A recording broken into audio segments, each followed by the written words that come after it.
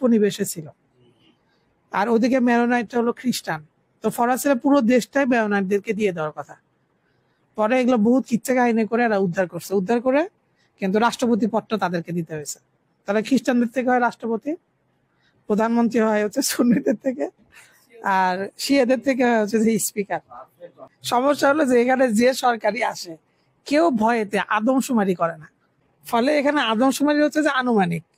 যেমন সুন্নি আনুমানিক 26%, শিয়া আনুমানিক 26%, মেরোনাইট হচ্ছে আনুমানিক 22%, আর দ্রুজ হচ্ছে 5 থেকে 6%। দ্রুজ এরাও হলো যে শিয়া, এরা ওই যে ইসমাইলিদের থেকে আসছে দ্রুজ এরা।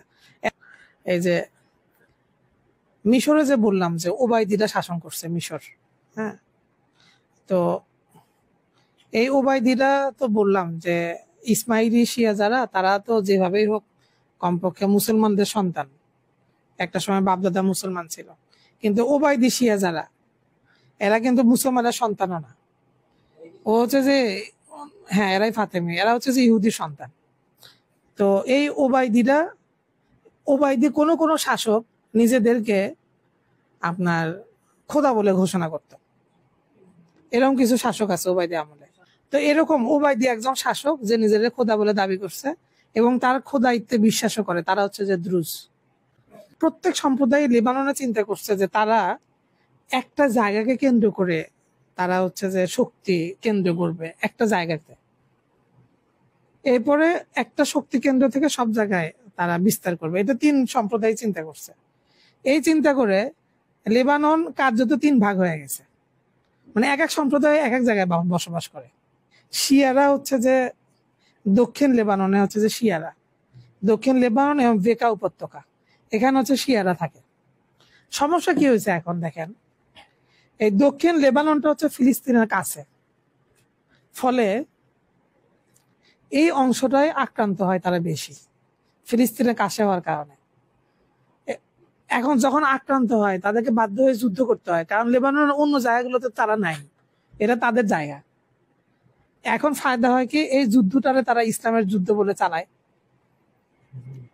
অথচ অন্য অংশে যদি আক্রমণ হয় এরা কিন্তু কিচ্ছু বলবে না, চুপচাপ মজা। কিন্তু এরা দক্ষিণ পাশে থাকার কারণে এরা বেশি আক্রান্ত হয়, এবং আক্রান্ত হলে যুদ্ধ হয়, এবং এই যুদ্ধটা তারা জিহাদ বলে চালায় দেয়। সুন্নিরা থাকে হচ্ছে যে উত্তর এবং মধ্য লেবাননে, আর খ্রিস্টানরা হচ্ছে যে বৈরুত, পূর্ব বৈরুত এবং মাউন্ট লেবানন। তাহলে এইভাবে হচ্ছে যে প্রত্যেকটা সম্প্রদায় তাদের একটা নিজস্ব স্থান আছে, এখানে তারা বসবাস করে, আর ওখানে থেকে হচ্ছে যে আশপাশের অঞ্চলগুলোতে তারা তাদের শক্তি বিস্তার করে। আর সরকার তো যে ওইভাবে গঠন হয় সরকার। এটা হচ্ছে যে লেবানন। এখন আমরা যদি 60-70 দশকে যাই, 60-70 দশকে গেলে আমরা কি দেখবো দেখেন, তখন হচ্ছে যে শিয়ারা চিন্তা করতেছে তাদের একটা রাষ্ট্র প্রতিষ্ঠা করার জন্য। শিয়ারা ঠিক যেভাবে ইহুদিদের একটা পরিকল্পনা ছিল, সেইভাবে শিয়াদেরও পরিকল্পনা ছিল যে একটা রাষ্ট্র করবে। হ্যাঁ, 60-এর দশকটা দেখেন তো, এই রাষ্ট্র গঠনের এই পরিকল্পনাতে তখন ইরান কেন্দ্রিক হচ্ছে যে খোমেনিরা হচ্ছে কাজ করতেছিল। ওই সময়টাতে মুসা সদরকে এরা ইরাক থেকে লেবাননে পাঠায় দেয়। মুসা সদরকে ইরাকের কুম, এই জায়গাগুলো হচ্ছে তাদের জন্য খুবই পবিত্র জায়গা।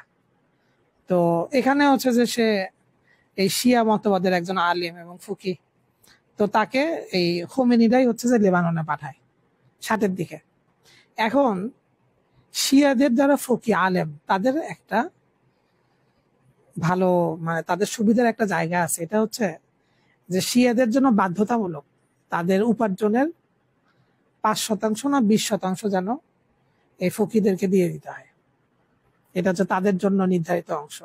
ফলে শিয়াদের এই ইমামরা প্রচুর সম্পদের মালিক হন, এদের বিপুল সম্পদ থাকে।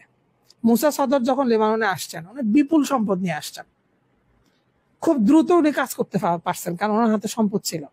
উনি এসেই হাসপাতাল করছেন, স্কুল করছেন, এগুলো করে মনে করেন যে কমিউনিটি গড়ে ফেলছেন, শিয়াদেরকে নিয়ে আসছেন ওনার সাথে এবং উনি কাজ করা শুরু করছেন। উনি লেবাননে এসে করছেন কি, উনি এসে সন্ধি করছেন মেরোনাইটদের সাথে,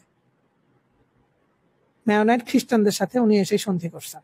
কারণ সে বুঝতেছিল যে তার ভবিষ্যৎ প্রতিদ্বন্দ্বী হচ্ছে যে সুন্নিরা, খ্রিস্টানদের সাথে সে সন্ধি করে ফেলছে এসে।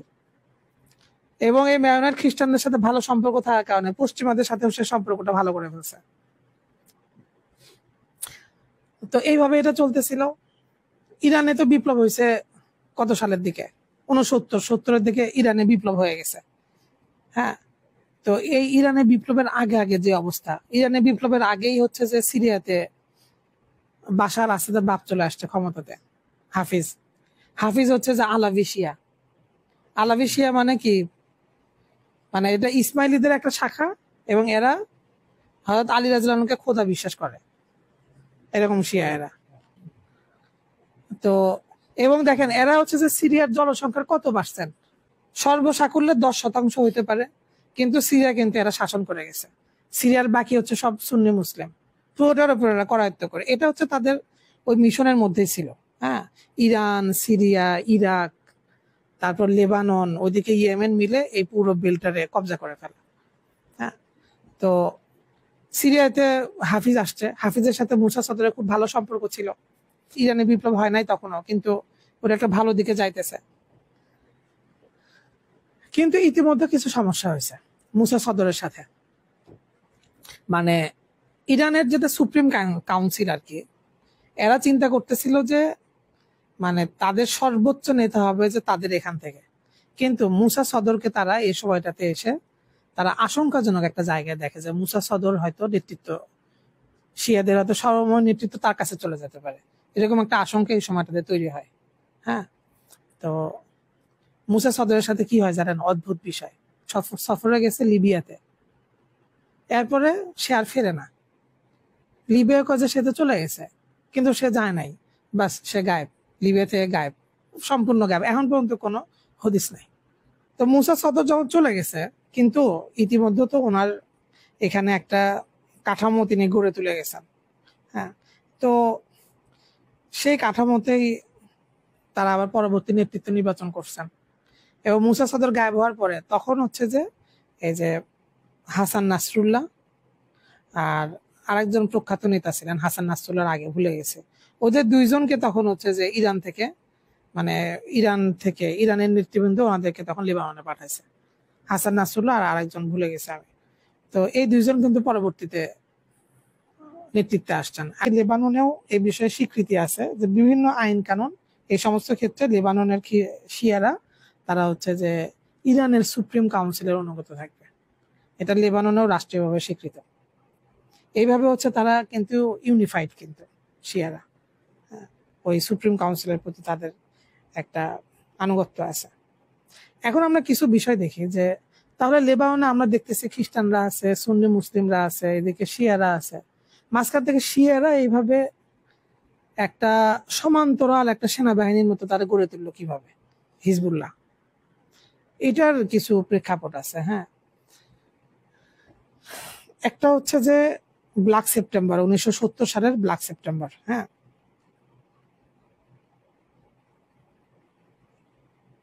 এই সময়টা দেখেন ফিলিস্তিনের অনেক লোকজন উদ্বাস্তু যারা জর্ডানে পালায় গেছিল, তো এদের সাথে জর্ডানের রাজার সংঘাত হয়। মানে জর্ডানে যে সমস্ত ফিলিস্তিনিরা চলে গেছেন উদ্বাস্তু, তাদের সাথে জর্ডানের সংঘাত, এবং এখানে বহু ফিলিস্তিনিকে মেরে ফেলা হয়। ওই সময়টাতে ফিলিস্তিনের পক্ষে ফাইট করতেছিল ফাতা। ফাতা কিন্তু অনেকাংশই কিন্তু তারা সমাজতান্ত্রিক। হ্যাঁ, আব্দুল্লাহ আজম সাহেবের লেখাতে আছে ওই সময়টাতে উনি ফিলিস্তিনে যুদ্ধ করছেন। এরা সমাজতান্ত্রিক, কমিউনিজমে বিশ্বাস করতেন অনেক ক্ষেত্রে। তো এই সময়টাতে এই আপনার এই লেবাননের মুসা সদরে রেখে যাওয়া যে সংগঠনটা, তারা ফাতার সংস্পর্শে আসে, ফাতাকে তারা হেল্প করে বিভিন্ন ক্ষেত্রে, এবং বিনিময়ে তারা ফাতার কাছ থেকে প্রশিক্ষণ চায়। তো ফাতা হচ্ছে তাদেরকে প্রশিক্ষণ দেওয়া শুরু করে 70-এর দিকে। এই সময়টাতে তারা প্রথম হচ্ছে যে আপনার তাদের একটা সামরিকীকরণ হইতেছে। হ্যাঁ, সামরিক জায়গাটাতে তারা শিখতেছে, তো ফাতার কাছ থেকে তারা প্রশিক্ষণ নেয়। তো যেহেতু ফাতা ছিল সমাজতান্ত্রিক ধারণা, ফলে তখন এই প্রথম তারা হচ্ছে যে একটা সাংগঠনিক নাম দেয়। তারা এটার নাম দেয় হচ্ছে যে হারাকাতুল মাহরুমিন, বঞ্চিতদের সংগঠন বা বঞ্চিতদের আন্দোলন, সমাজতান্ত্রিক স্টাইলের নাম। হ্যাঁ, এবং এটাতে তারা হচ্ছে একটা আধা মিলিশিয়া একটা বাহিনী গঠন করে, হ্যাঁ, ফাতার কাছ থেকে। তো এবং এই হারাকাতুল মাহরুমিনের তারা একটা সামরিক শাখা করে। এই সামরিক শাখার একটা নাম আছে, কিন্তু এটা আমাল আন্দোলন নামে প্রসিদ্ধ, আমাল নামে। তো এটার হচ্ছে সামরিক শাখা তারা একটা করে। আর যেহেতু এরা ফাতার থেকে আসছে এবং ফাতার থেকে আসছে না, ফাতার সংস্পর্শে ছিল এবং সমাজতান্ত্রিক কমিউনিজমের ইয়েতে বিশ্বাসী ছিল, ফলে এই হারাকাতুল মাহরুমিন বা হারাকাতুল মাহরুমিনের যে সামরিক শাখা, এই প্রত্যেকটাতেই কিন্তু মানে শিয়াদের যে ধারণা, শিয়াদের যে একটা নিজস্ব যে বিশ্বাস, এই বিশ্বাসের চাইতে এখানে পশ্চিমা বিশ্বাসের মিশ্রণ ছিল এই বিশ্বাসের সাথে, মানে পশ্চিমা বিশ্বাসী লোকজন এখানে ছিল। ফলে এই সময়টাতে এসে এদের ভেতরে একটা ক্লাস তৈরি হয়, হারাকাতুল মাহরুমিনের ভিতরে, আমালের ভিতরে, যারা শিয়া মতাবলম্বী তাদের সাথে, যারা যে সমস্ত শিয়া হচ্ছে পশ্চিমা ভাবধারায় প্রভাবিত আর কি, এদের মধ্যে একটা অন্তর্গত ক্লাস হয়। এই ক্লাসের পরে যারা পশ্চিমা টাইপের লোকজন, এরা হচ্ছে যে বেকায়দায় পড়ে যায় আর কি। হ্যাঁ, যুদ্ধ হয় এদের ভিতরে, পরে এরা বাধ্য হয় আত্মসমর্পণ করতে, এবং এইভাবে হচ্ছে যে এরা চলে আসে হচ্ছে যে পুরো শিয়া নেতৃত্বের ভিতরে, যারা ধার্মিক জায়গা থেকে এবং পশ্চিমা আদর্শে তারা বিশ্বাস করে না। তো এখানে এসে এটা হচ্ছে যে ইসলামের দিকে চলে যায় হচ্ছে যে এখন সংগঠনটা, ঠিক আছে। তাহলে এটা যখন প্রথম যে গঠন প্রক্রিয়া, এই প্রক্রিয়াতে কিন্তু সংমিশ্রণ ছিল। পরবর্তীতে আবার এখানে শুদ্ধি হয়েছে, এই শুদ্ধিটা যুদ্ধের পর্যায়ে গেছে। এই শুদ্ধি করে পরবর্তীতে সলিড এটা হচ্ছে যে একটা শিয়া নেতৃত্বের প্রতি, শিয়া মতাদর্শের এখানে নেতৃত্ব প্রতিষ্ঠিত হয়ে যায়। এরপরে ইসরায়েলি যখন দমন অভিযান বেড়ে যায়, মানে আগেকার কথা আর কি, 70-80 দশকে, তখন ফিলিস্তিনিরা করতো কি, আশপাশের রাষ্ট্রে ঢুকে পড়তো, জর্ডানে ঢুকে পড়তো, লেবাননে ঢুকে পড়তো, ওইদিকে মিশরের গাজা ওইদিকে ঢুকে পড়তো। ঢুকে দেখা যাইতো যে যেমন দক্ষিণ লেবানন, তো ফিলিস্তিনিরা তারা খাইলে এসে দক্ষিণ লেবাননে ঢুকতো আগে, কারণ দক্ষিণ লেবাননটা হচ্ছে ফিলিস্তিনের সাথে লাগোয়া। আর দক্ষিণ লেবাননে কারা বসবাস করে? শিয়ারা, সুন্নিরা কিন্তু বসবাস করে না। ফিলিস্তিনিরা শিয়া না সুন্নি? সুন্নি ফিলিস্তিনিরা। কারণ এইটা হজম করা তাদের জন্য অনেক কঠিন হয়ে যায়। একে তো সুন্নি তাদের জন্য হুমকি, আবার যদি জায়গা না দেয় তাহলে তাদের ইসলামের লেভেলটা খসে পড়বে মুখ থেকে। এটা তাদের জন্য একটা দ্বিমুখী সমস্যার মতো। তো এই 1982 সালের দিকে কি হয়, যে ইসরায়েল একটা অভিযান শুরু করে, যে এরা এই যে নিরাপদ আশ্রয় নিয়ে যে থাকে এদিকে এসে থেকে, এরা এখানে আবার নিজেরা সংগঠিত হয়ে আবার হামলা করে। তো একেবারে উচ্ছেদ করার জন্য ইসরায়েল হচ্ছে যে একটা অভিযান চালায় দক্ষিণ লেবাননে। এই অভিযানে ইসরায়েলের সাথে সরাসরি সহযোগিতা করে হচ্ছে যে খ্রিস্টানরা, মেরোনাইট খ্রিস্টানরা। আর শিয়ারা চুপচাপ, ওরা হচ্ছে মজায় আছে যে এটা সফল হইলে আমাদের জন্য ভালো, সুন্নি আপদ চলে গেল এখান থেকে। তো ও নিরপেক্ষ, ও কোনো সহযোগিতাও করতেছে না, কেউ চুপচাপ দেখতেছে। এখন বিতাড়িত করছে ঠিক ফিলিস্তিনিদেরকে, নিয়ন্ত্রণ করছে, বিতাড়িত করছে যারা সশস্ত্র তাদেরকে বিতাড়িত করে। আর ইসরায়েল কিন্তু এখান থেকে যায় নাই, ইসরায়েল এখানে থেকে গেছে দক্ষিণ লেবাননে। এরপরে হচ্ছে এদের জন্য বিপদ হয়ে গেছে, কারণ এটাই তো এদের জায়গা, কারণ ইসরায়েল এখানে বসে গেছে।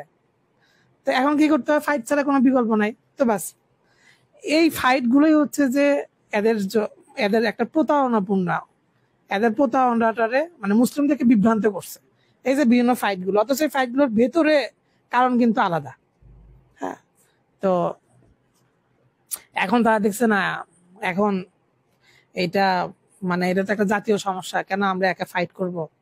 এরা হচ্ছে যে একটা জাতীয় রেজিস্ট্যান্স একটা গ্রুপ খুলছে জাতীয়, সেইটাতে খ্রিস্টানরা যোগ দিছে, সেটাতে সুন্নিদের সংখ্যা সবচেয়ে বেশি ছিল, সুন্নিরা দিছে, এখানে শিয়ারা দিছে, সবাই মিলে গ্রুপ খুলে এখানে হচ্ছে যে ব্যাপকভাবে চোরাগোপ্তা হামলা, গেরিলা স্টাইলে যুদ্ধ শুরু করছে।